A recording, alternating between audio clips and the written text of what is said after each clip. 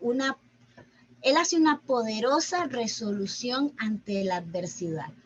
Habacuc no le anda con vueltas. Es bien interesante que cuando ustedes se devuelven en la historia para el tiempo de cuando Babilonia quiere, se me olvidó la palabra, espérese, ahorita me llega. Cuando Babilonia empieza a atacar al pueblo de Israel, está Israel en el norte, el cautiverio, perdón. Cuando estamos en el tiempo del cautiverio, sabemos que en el norte tienen su cautiverio mucho antes que en el sur, y en el sur hay varios profetas que empiezan a dar profecía a Judá, ¿verdad? Y empiezan a hablarle fuertemente, diciéndoles que, bueno, Jeremías, dándoles todas las amenazas de lo que les va a suceder si ellos no se arrepienten. Y luego viene diferentes profetas trayendo de traer condenación y juicio para que ellos logren entender que ellos lo están haciendo mal. Wow, pero Habacuc se queda callado y Habacuc mira a Dios.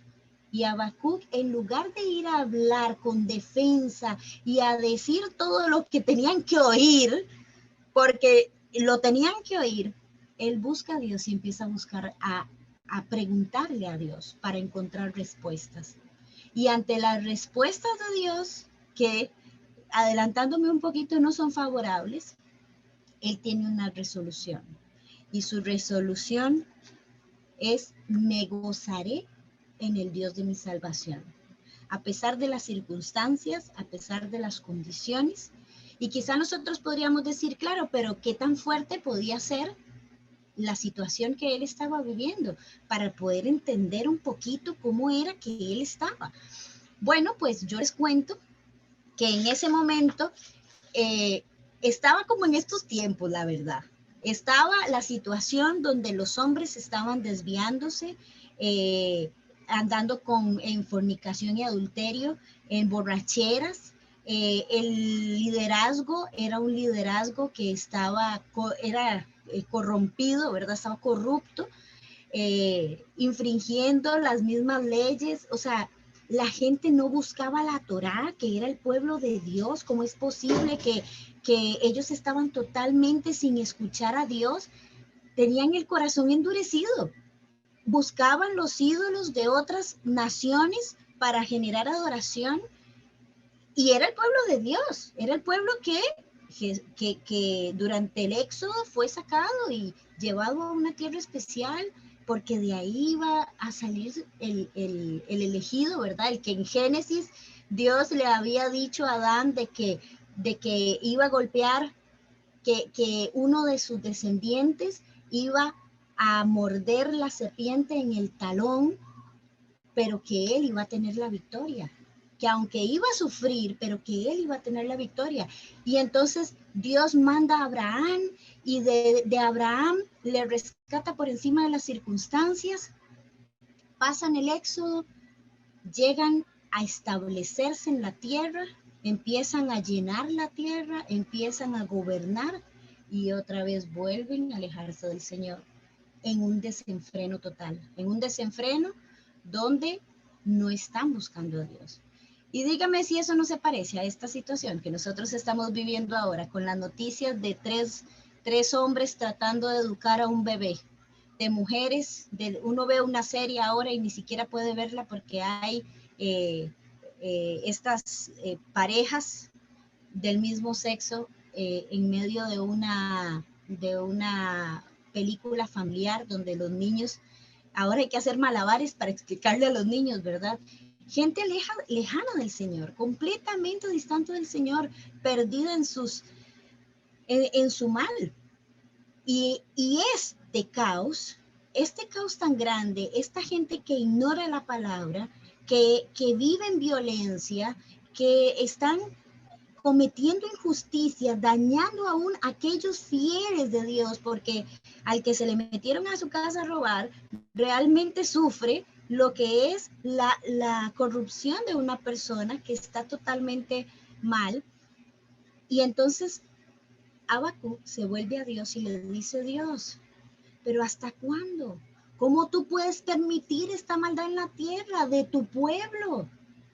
Y Dios le responde y le dice: Habacuc, va a venir juicio sobre Israel y va a ser Babilonia. Habacuc casi se muere.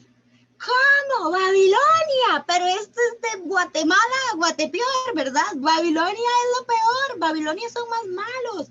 Ellos matan tratan a los niños como, y a las personas como animales. Son lo peor. ¿Cómo nos vas a juzgar con alguien de esta magnitud? Pero Dios vuelve y le responde. Él mismo se dice a Habacuc, como en medio de los capítulos anteriores, que él mismo está ahí frente a la muralla, ¿verdad? Arriba de la muralla, esperando la respuesta de Dios, deseando que Dios le hable. Y entonces Dios le dice sí. Y le da una frase que es la que nosotros conocemos y que... Y es que el justo por la fe vivirá. Aunque la situación en ese momento estaba desolada, así como en esa foto, ustedes ven que estaba en su peor decadencia.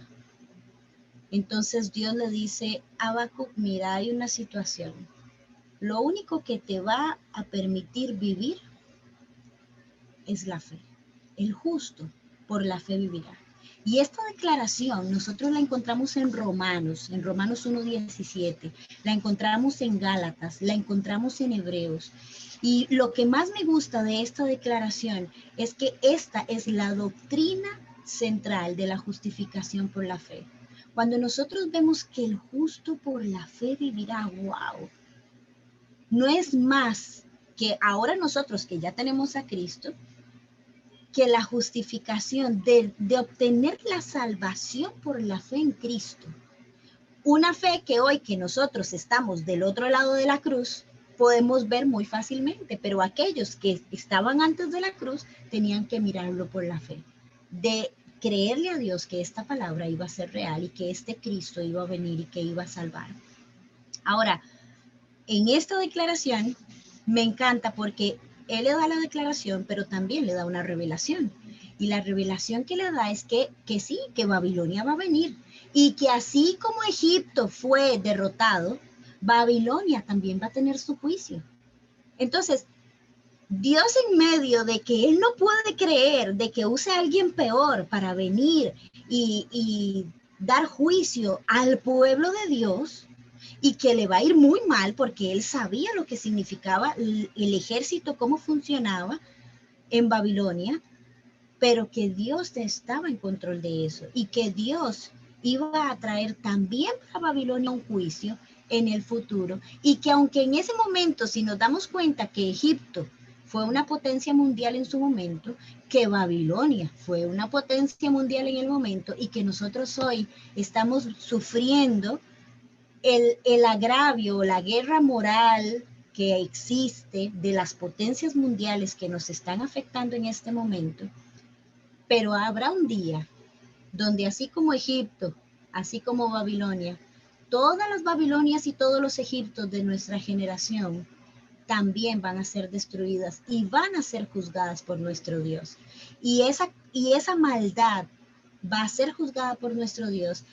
Y entonces eso trae consuelo al corazón de Habacuc, saber que Dios está en control y que por más que él no quiera que su respuesta, la respuesta de Dios haya sido de esta manera, él dice: Señor, aviva en nuestros días tu obra.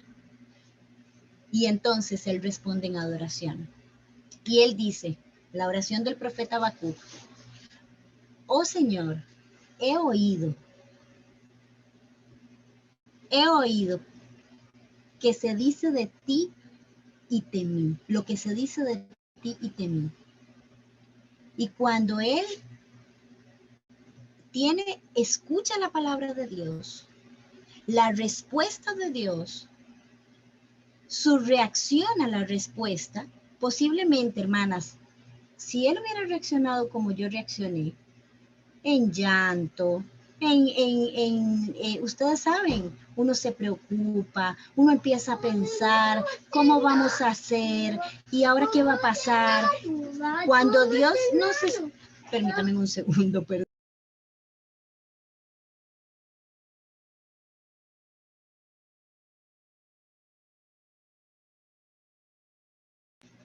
Bueno, tengo un hijo de 3 años, ¿verdad? Así que gracias. Pero él responde en oración, en adoración.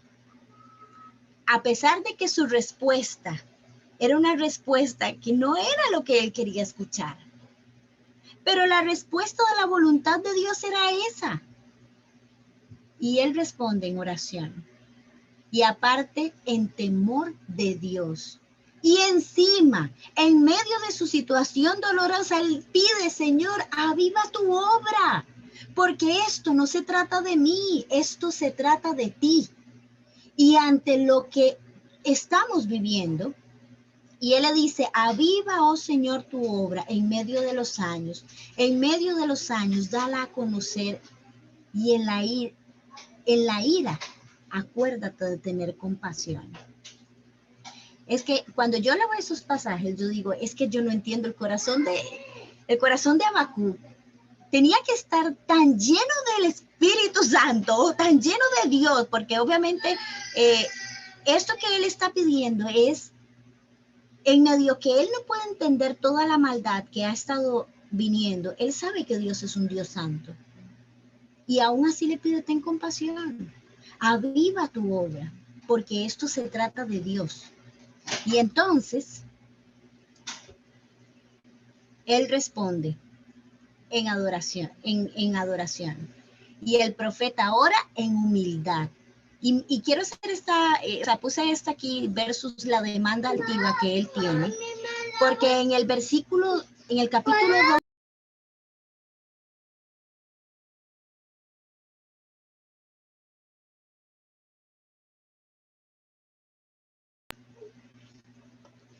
en el versículo 2:1, él dice, entonces el Señor me respondió, estaré en mi puesto de guarda, sobre la fortaleza me pondré, velaré para ver lo que él me dice y qué he de responder cuando sea reprendido.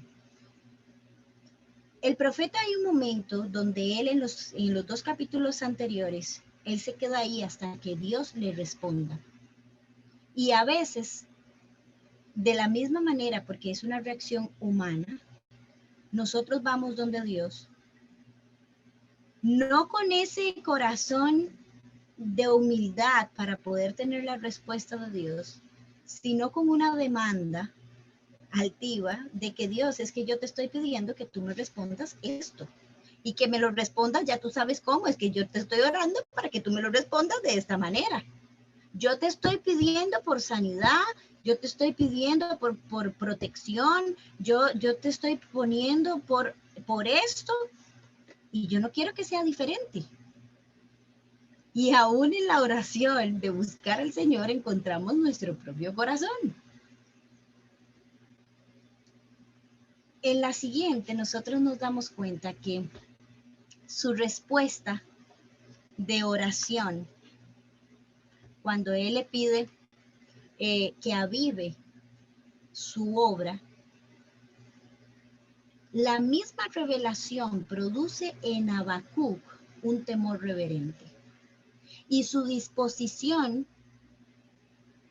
para que se cumpla su voluntad es abierta después de conocer la voluntad de Dios.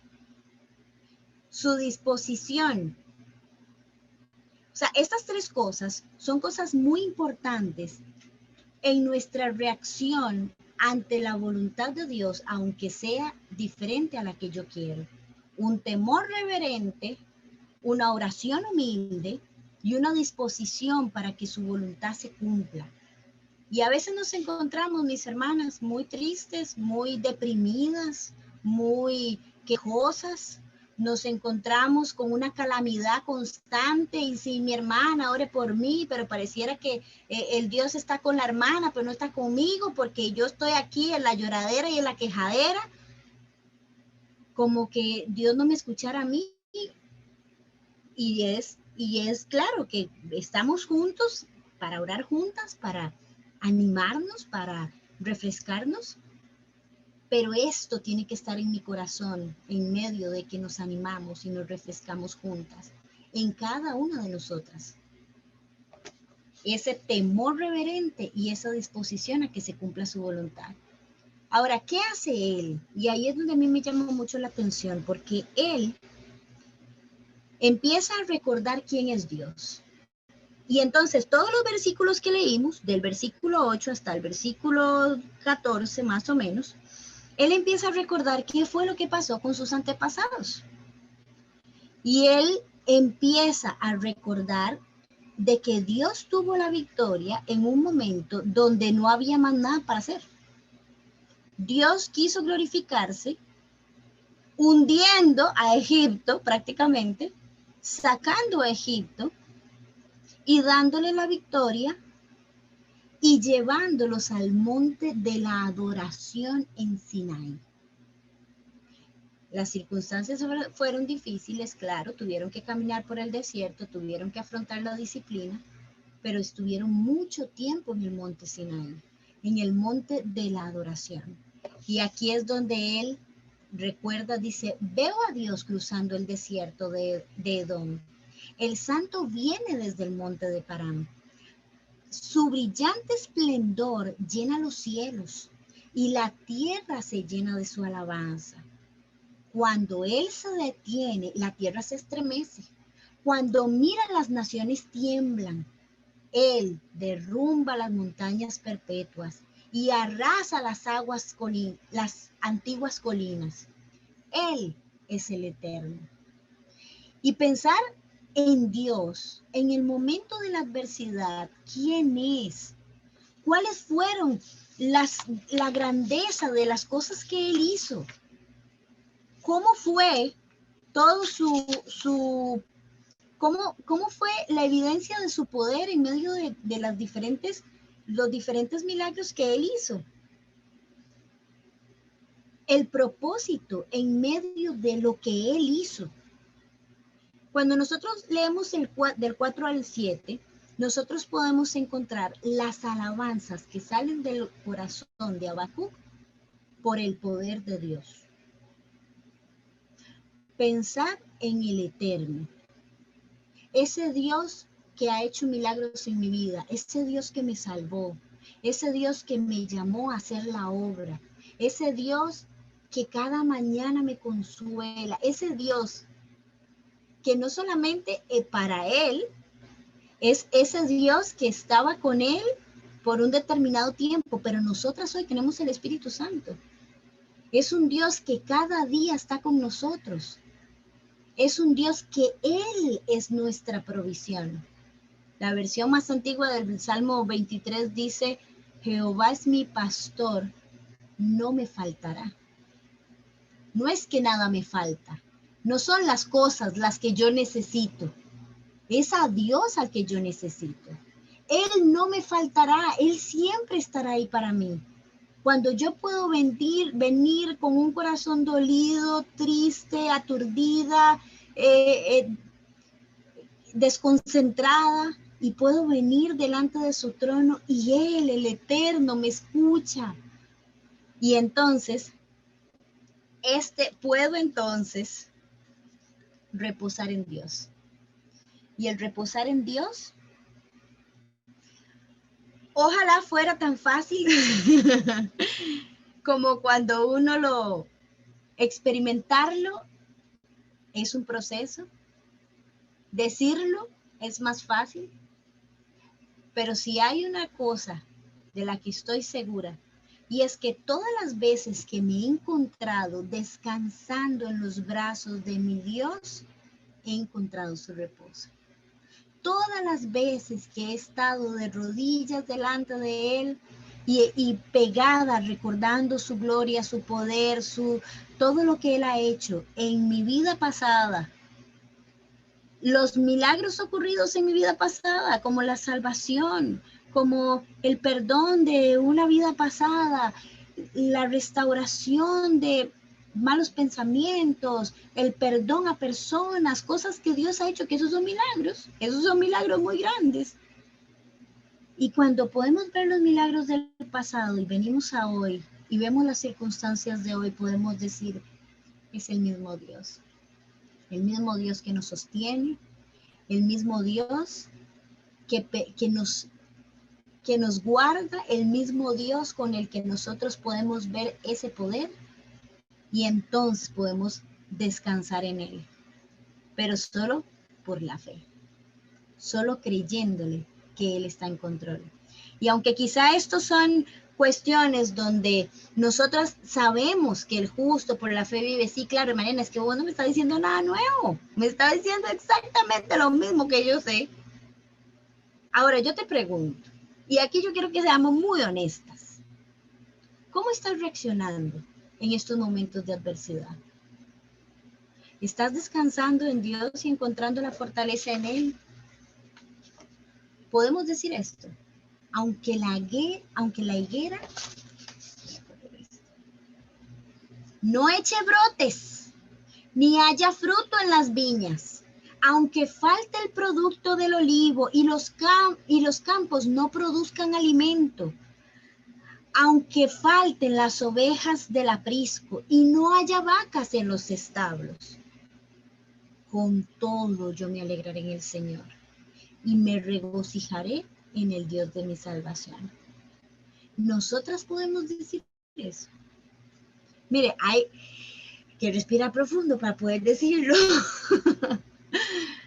Porque mientras que la higuera eche frutos, créame que yo estoy adorando al Señor. Pero cuando la higuera empieza a no echar frutos, en medio de este proceso de la salud de mi suegro, se metieron a robar a su casa 2 veces, bueno, 3 veces. Y 2 de ellas, ellos estaban adentro. Fue muy difícil para nosotros. Mi cuñada duerme en su habitación arriba y pues mi cuñado y su esposa están ahora porque están en un proceso de ministerial y estaban ahí en esa noche que dijimos gracias Señor porque había otra persona ahí para poder apoyarlos por cualquier cosa y el Señor de manera milagrosa los mantuvo dormidos y esos ladrones se robaron, ustedes no quieran saber.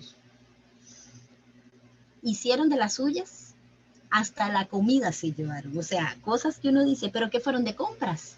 Imposible. Y lo peor de todo es que la seguridad fue violada, más allá de lo que se llevaron, la seguridad. En ese momento, uno no, o sea, cuando uno ve esto y uno dice, aunque la higuera no eche brotes, ¿cómo en un momento de COVID, donde la circunstancia está difícil, donde la salud está difícil y ahora la seguridad también? Pero ¿saben una cosa? Con todo, yo me alegraré en el Señor y me regocijaré en el Dios de mi salvación. ¿Y saben por qué? Porque el Señor Dios es mi fortaleza. Y este versículo es como, Él ha hecho mis pies como los de las ciervas y por las alturas me hace caminar. Y las ciervas tienen una forma en sus pies totalmente diferentes a otros animales. Y las ciervas tienen la particularidad de que van subiendo la montaña por el costado. Y ellas, por la forma en que tienen sus patas, sus pies dije, ¿verdad? Sus patas, ellas pueden seguir subiendo. Puede haber un camino llano, puede haber un camino rocoso, puede haber un camino resbaloso que ellas siguen subiendo. Porque sus patas fueron diseñadas para seguir subiendo todo terreno. Y yo me preguntaba, es que Dios es el que hace mis pies como las ciervas. Las ciervas, Dios le hace los pies a las ciervas. Y hermanas, yo quisiera que nosotras nos animáramos hoy en decirle, Señor, yo quiero tener unos zapatos como los de las ciervas. Yo no te quiero pedir que tú allanes mi camino. Yo quiero pedirte que tú me des esos zapatos. para que no importa el camino que yo tenga que caminar, no importa que sea llano, no importa que sea pedregoso, no importa que sea resbaloso y que me duela, yo quiero caminar hasta llegar a las alturas para estar contigo.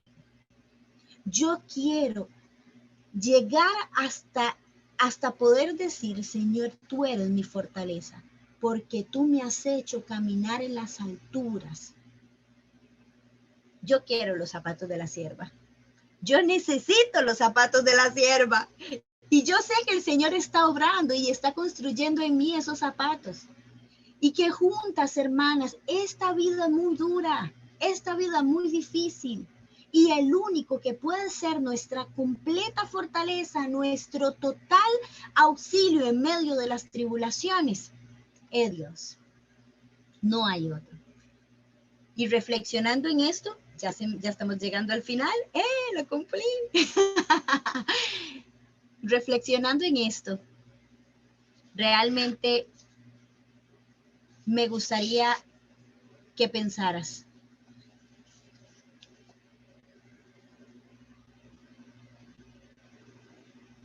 ¿por qué dudar cuando vienen las tormentas? ¿Por qué nos rebelamos cuando nosotras no entendemos su plan? Si bien es cierto que somos humanas, pero que nosotras juntas podamos decir como el salmista, bendice alma mía, oh Jehová, en el Salmo 103:2. Bendice alma mía, oh Jehová, no te olvides de ninguno de mis beneficios. Él es quien me perdona todas mis iniquidades, el que sana todas tus dolencias, el que te rescata del hoyo de tu vida, el que te corona de favores y misericordias, el que te sacia de bien tu boca, de modo que te rejuvenezca como el águila. Y Él es el que nos da las fuerzas. Él es nuestro Salvador. Él es nuestro ayudador. Él es nuestro Dios. Aunque la higuera no florezca. Así que hoy mi ánimo para ustedes es poder decirles, pongámonos juntas los pies de siervas y no tengamos temor de cómo es el camino. Aunque el camino sea difícil, que podamos decir, con todo, me alegraré en Jehová. Con todo, me regocijaré en Él, porque Él es el Dios de mi salvación. Gracias, hermanos.